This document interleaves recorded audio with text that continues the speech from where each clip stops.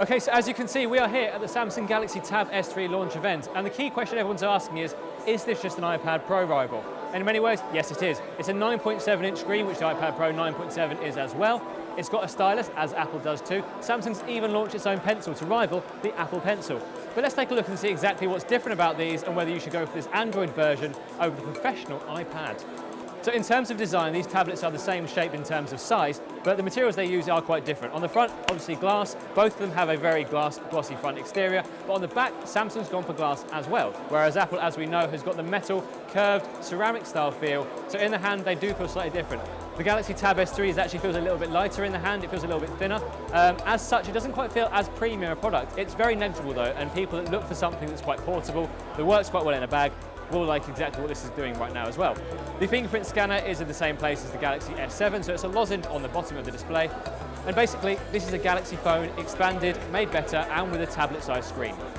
But obviously, as we know, the iPad has its own ecosystem, has a lot of apps, it's got a very scaled-up OS. Android still doesn't quite feel that. You feel the Android apps are still expanded rather than designed exclusively for the tablet. So that's where they really differ. The iPad Pro is definitely more of a tablet experience.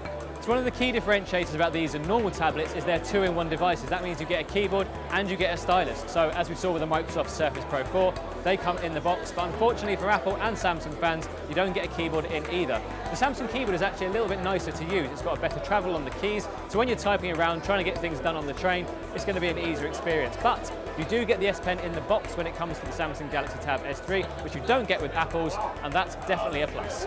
And the S Pen itself is slightly different to the pencil in that it's rubberized. It's got a 0.7mm tip, so when you're rolling it across the screen, it does feel a bit more like paper. Samsung says it feels just like paper. That's not exactly true. It's a little bit more rubberized, there is more tactility. It's probably our favorite thing to use when trying to pretend that you're using a pencil on paper in a digital world. In terms of the battery pack each of them have, Samsung's actually got a little bit smaller than Apple. Now this is interesting because both of the tablets have got 4 speakers at the top and the bottom.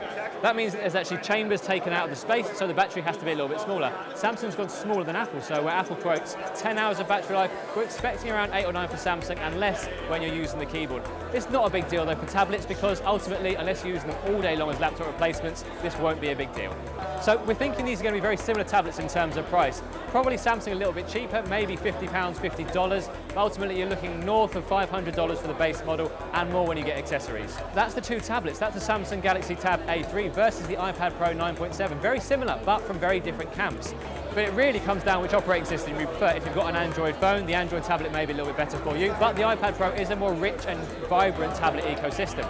We're going to be doing a more in-depth look at this though when we get both tablets into our labs, which is coming very soon. So as ever, thank you very much for liking, thank you very much for subscribing, and for all the MWC news, Tech Radar is where you need to be.